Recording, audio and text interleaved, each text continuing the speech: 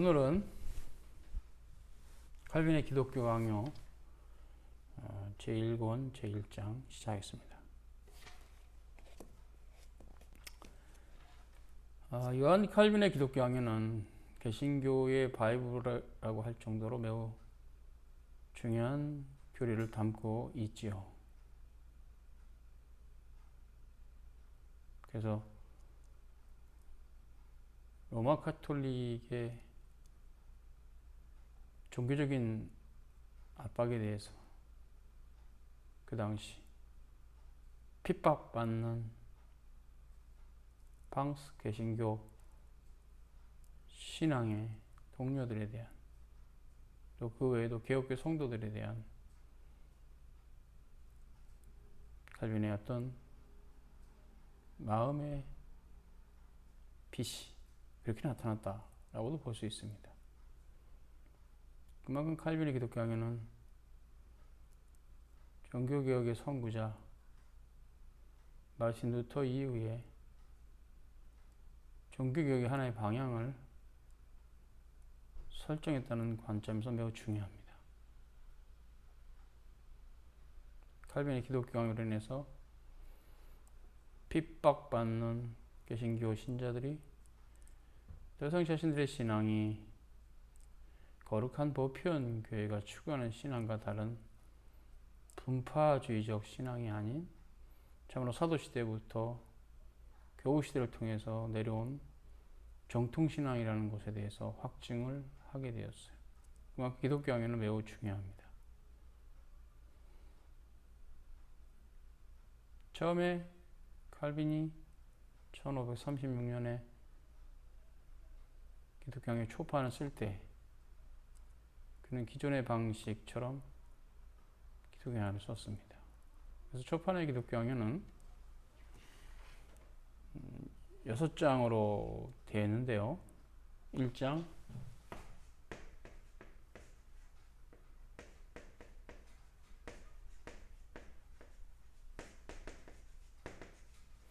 율법에 대해서 이렇게 시작합니다. 그리고 즉 십계명에서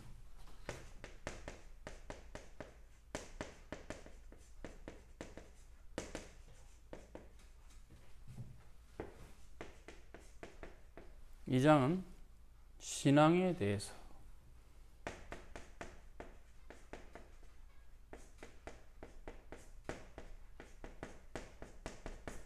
그리고 사도신경이라고 불리는 것들에 대한 해석,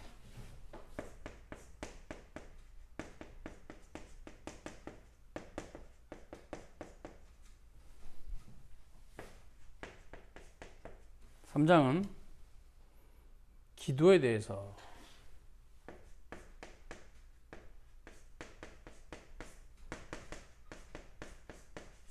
그리고 주기도문 해석.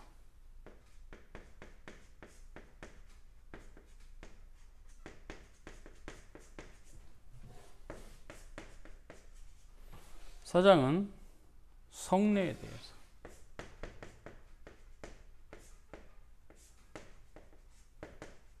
당연히 이것은 세례와 성찬이죠. 그리고 이제 5장은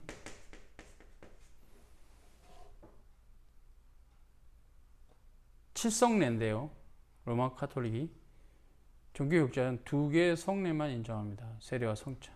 나머지 7성례 중에서 2개를 뺀 5가지 성례. 7성례 비판. 이렇게 제목을 붙일 수 있고, 2가지를 뺐으니까 결국 그 중에서 5가지 성례를 비판합니다.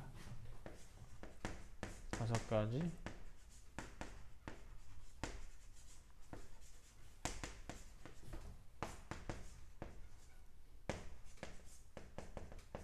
불필요한 성례를 비판하고 있어요. 그리고 나서 이제 6번째는 기독교인의 자유에 대해서.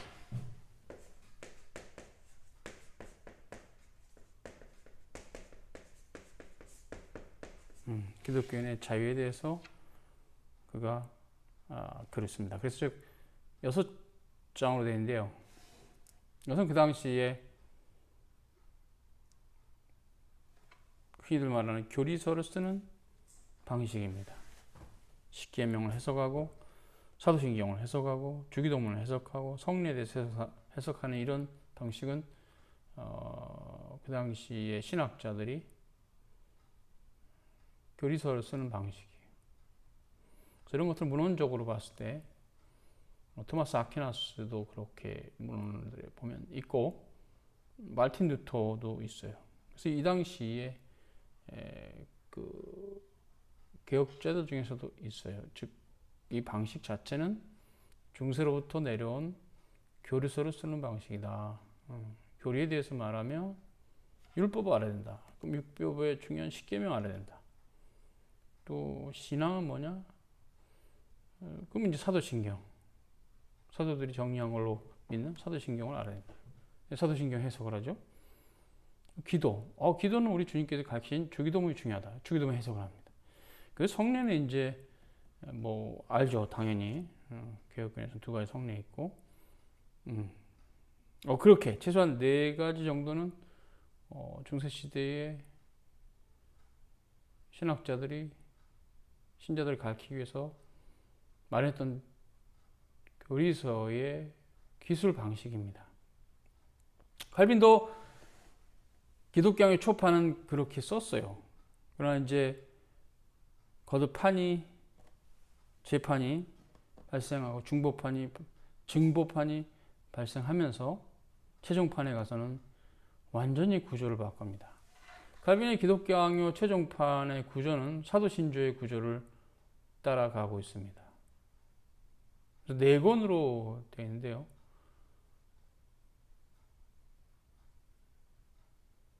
하나님에 대해서, 그리스도에 대해서, 구원에 대해서, 교회에 대해서 이렇게 쓰고 있어요.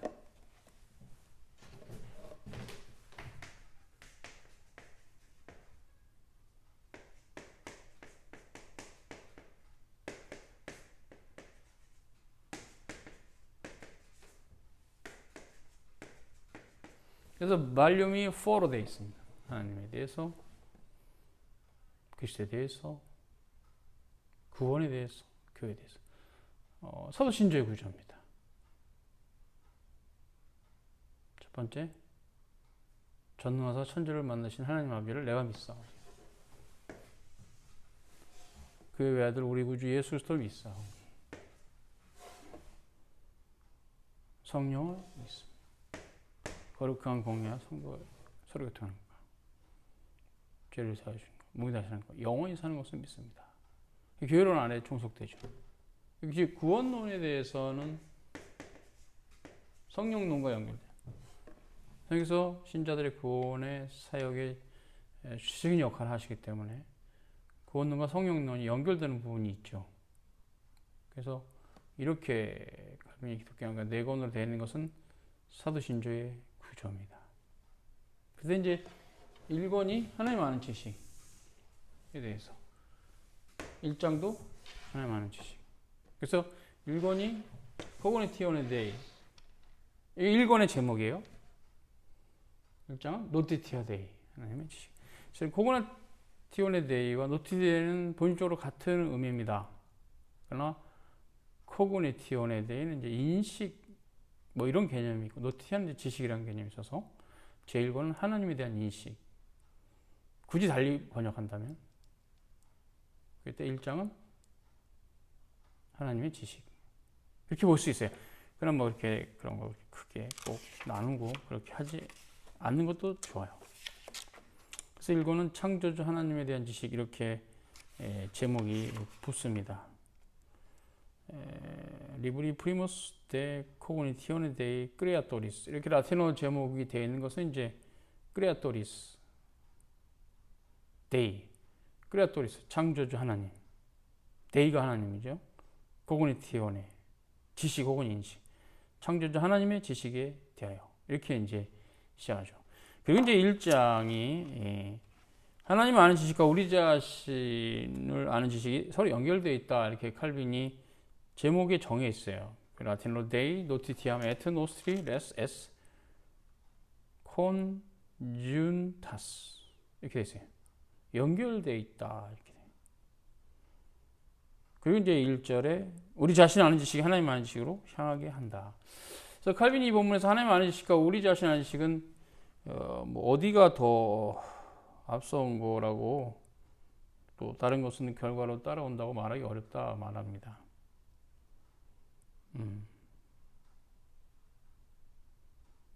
그래서 우리를 바라보면 하나님의 형상대로 우리가 만들어졌으니까 곧바로 하나님을 묵상한 대로 올라가고 또 하나님을 알아가게 되면 그 하나님께서 우리를 만드셨기 때문에 우리에 대해서 생각하게 된다는 거죠. 그래서 하나님 아는 지식과 우리 자신을 아는 지식은 매우 긴밀하게 연결되어 있어서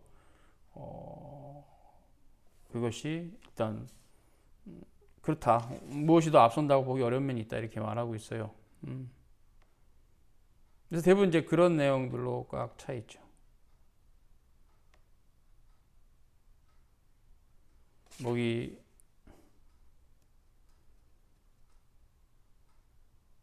그래서 이제 우리 자신을 아는 지식이 하나님을 아는 지식으로 향하게 한다.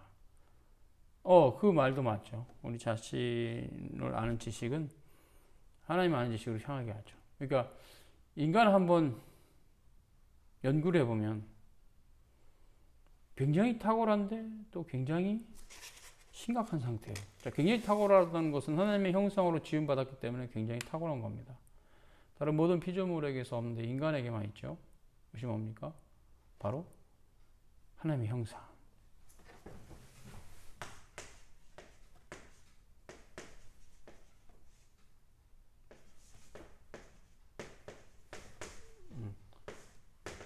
하나님의 형상. 이마고 데이. 하나님의 형상으로 인간은 지어졌기 때문에 탁월합니다. 다른 동물들에게서 없는 높은 창조력을 가지고, 그렇죠? 창의성이 있잖아요, 인간이. 고도의 문명을 이룹니다. 탁월하죠. 그런데 또 한편으로는 너무 비참하게도 인간은 동물들은 뭐 죄라고 할 만한 게 없어요. 본능은 있지만 뭐 죄는 없어요. 율법을 받은 적도 없고. 그러나 인간은 하나님의 율법을 배반한 이후에 아주 심각하게 됐죠. 전적으로 타락했죠. 창조주 하나님을 잃어버렸어요. 어쨌든 그런 비참함이 인간에 있어서 한 부분은 인간이 굉장히 높은 측면이 있는 반면 또 그만큼이나 인간이 굉장히 비참하고 어둡고 캄캄한 부분이 있습니다.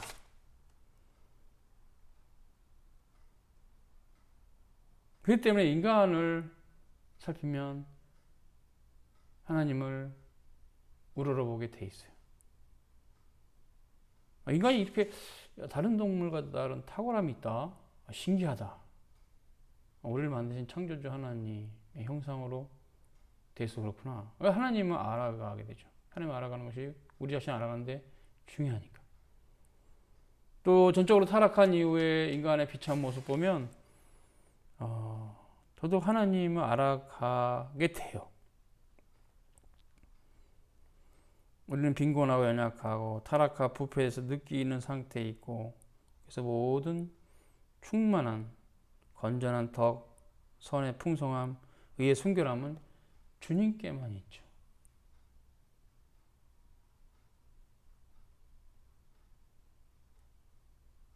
그래서 하나님을 찾게 돼 있어요. 자신의 비참한 상태를 알아갈수록. 그래서 인간이 자기를 알면 하나님을 아는 지식으로 향하게 되어 있습니다. 그렇지 않는 사람들은 자기를 모르는 거죠. 자기가 첫 번째 하나님 형상으로 지어진 자신이라는 걸 모르기 때문에 자신의 탁월성의 근원이 어딘지 몰라요. 인간의 탁월성의 엑설테이션, 인간의 이런 탁월성의 근원이 어딘지 몰라요. 그와 또 그만큼이나 인간의 어두움, 탐욕과 살인과 다툼과 또 비참한 상태, 신적인 의복이 벗겨진 상태로서 부끄러우고 벌거벗은 상태, 온갖 수치. 이것은 전적으로 타락한 인간의 모습이죠. 왜 인간이 그런 상태에 또 있는지 몰라요. 이 양극단을 갖고 있는 인간의 모습을 잘 몰라요. 하나님 모르면. 그러나 하나님을 알아가면 더 잘 알 수 있어요. 더 분명히 알 수 있어요. 아, 그렇구나. 그래서 우리 자신을 아는 지식은 또 하나님을 아는 지식으로 향하게 되어 있습니다. 그래서 하나님을 바라보는 것이 우리 자신의 진면목을 깨닫게 합니다. 그것이 율법입니다. 하빈 초판에서도 율법에 대해서 얘기할 때 이 얘기를 하고 있어요. 즉 토라, 이 토라가 우리 자신의 진면목을 깨닫게 합니다. 토라를 부지런히 살펴보고 또 제대로만 이해한다면 인간이 하나 앞에서 아무것도 자랑할 것이 없는 전적으로 타락한 죄인이구나. 그걸 깨닫게 됩니다. 그 토라의 참된 의미를 몰라서 그 토라가 외적으로 표상하는 표피적인 그런 지식을 가지고 교만해지며 이웃을 판단하며 외식을 하게 되는 것입니다. 내가 율법을 다 지킬 수 있다. 굉장히 무식한 사람인데 율법에 대한 지식이 빠삭하니까 대단히 자기가 식견이 있는 것처럼 착각해요. 아닙니다.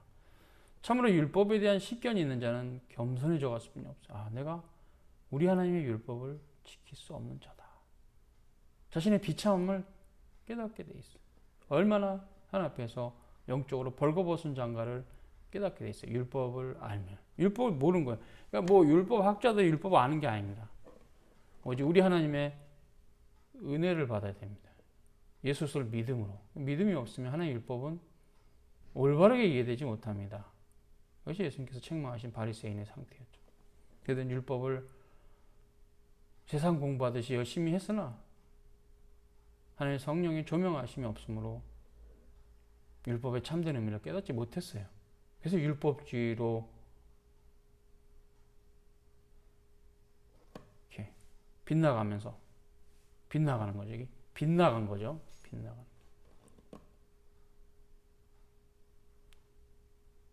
가장 좋은 표현이 뭡니까? 실은 표현 자체는 고급스러운 표현은 아니지만 흔히들 이렇게 어떤 놀이 문화에서 하는 말. 그래서 흔히 이제 우리는 알려져 있는 말. 근데 정확해요. 그 표현이 삑사리. 표현 자체는 솔직히 그렇게 좋은 표현이랄까요? 좀 잠전한 표현은 아닙니다. 근데 너무 그 표현이 정확합니다. 우리 인생은 하나님 앞에 불순종함으로 전적으로 타락했는데 그 정확한 표현은 흔히 그 게임에서 얘기하는 삑살이에요. 완전히 삑살이 나버렸어요. 이 인간이 비참하게 된 겁니다. 그 게임을 잘하는 사람은 확 들어올 거예요. 그게 얼마나 이게 축구에서 치면 골대 앞에서 또 1m 앞에서 골키퍼도 없는데 공이 나한테 날라온 거를 헛발질한 거랑 똑같은 거죠. 인간은 그렇게 하나님의 계명 불순종함으로 그 모든 보화를 다 잃어버린 거죠. 그 텅 빈 겉모양의 의로 만족하는 것, 그게 율법을 제대로 모르는 사람의 율법주의입니다. 자신이 율법을 다 지켰다. 율법을 다 지켰다고 생각한 보험소의 어떤 꽤 괜찮은 청년이 있죠. 부자 청년. 예수님 찾아와서 선한 성수생님이요, 어떻게 해야지 구원 얻습니까? 영생 얻겠습니까? 너가 나를 선하다 하냐? 하나님 한 분에는 선한 이가 없다. 예수님을 단지 선한 선생님으로 봤다는 거. 괜히 그냥 거칠에 그냥 호칭이에요. 거칠해. 예수님은 그걸 아셨어요. 너가 나를 그 수준으로 보는구나. 하나님 한 분에는 선한 이가 없다. 최고의 선에 대한 말이죠. 순문 본음.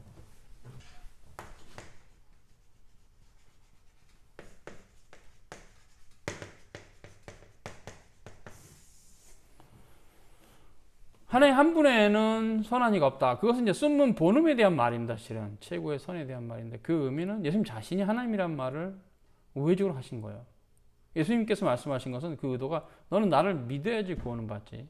그냥 나를 그냥 세상의 철학자 수준으로 현인, 와이즈맨 이 정도 수준으로 받고는 구원 없다. 그 말을 그렇게 표현하신 겁니다.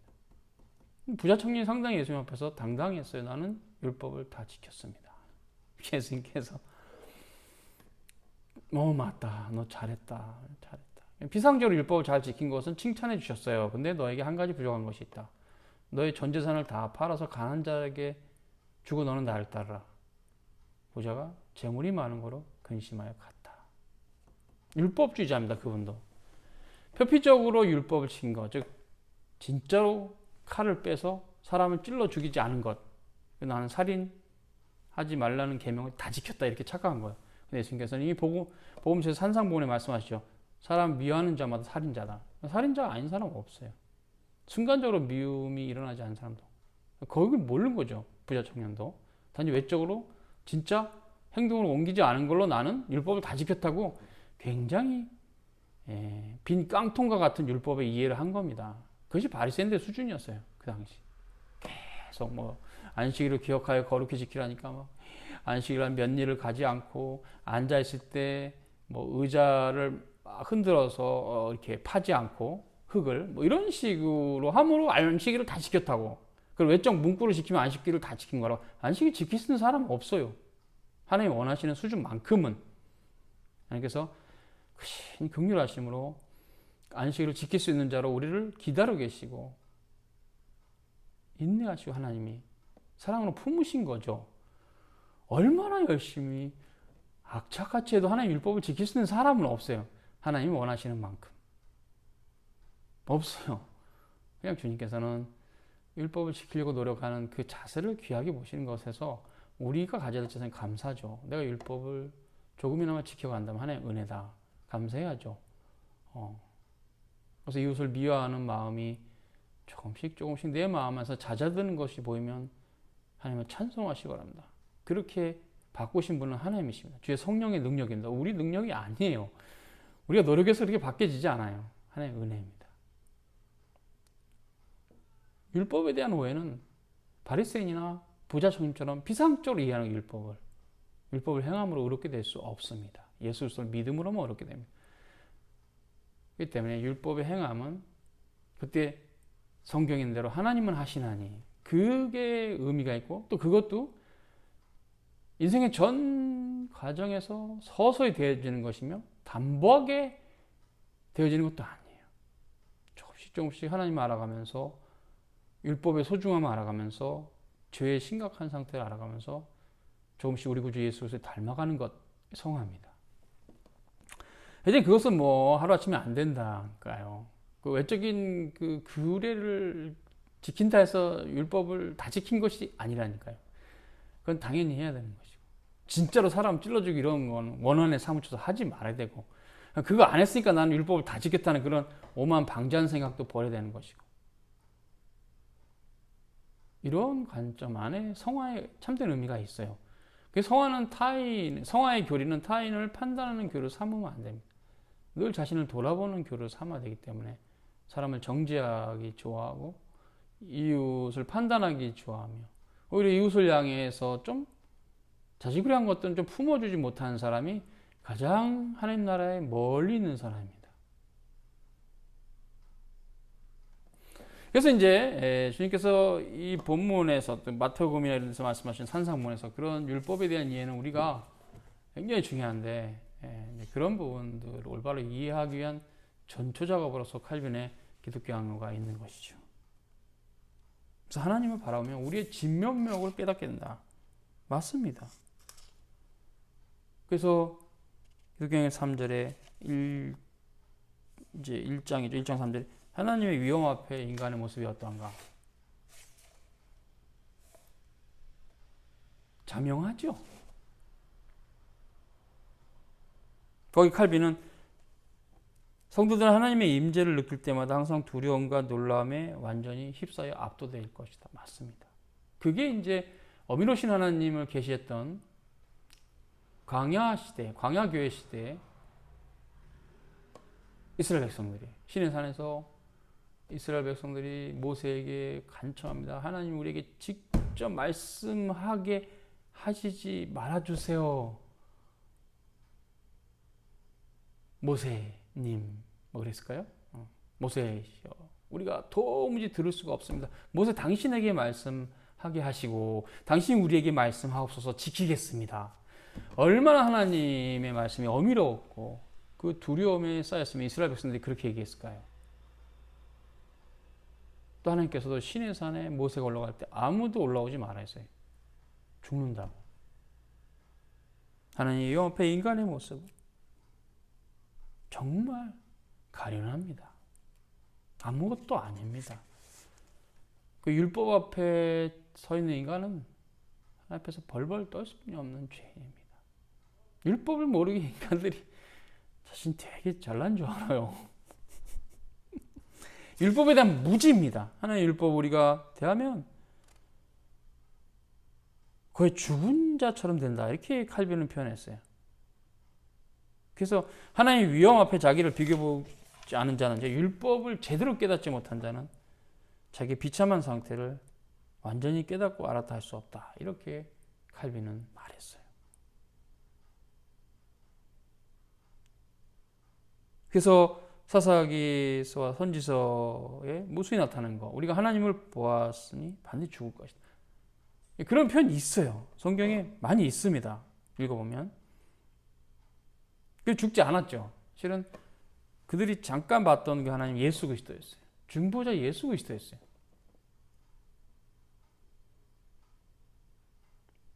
계시되신 하나님 예수 그리스도를 본 것입니다. 시내산에서 모세에게 나타났던 하나님, 여호와의 군대 장관으로 나타났던 하나님, 여호수아에게 다 예수 그리스도입니다.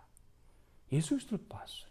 그래서 죽지 않은 겁니다. 아브라함도 예수 그리스도를 만났습니다. 그래서 죽지 않은 겁니다. 우리가 하나님 보았으니 반드시 죽으리라. 안 죽었어요. 예수 그리스도를 만나본 겁니다.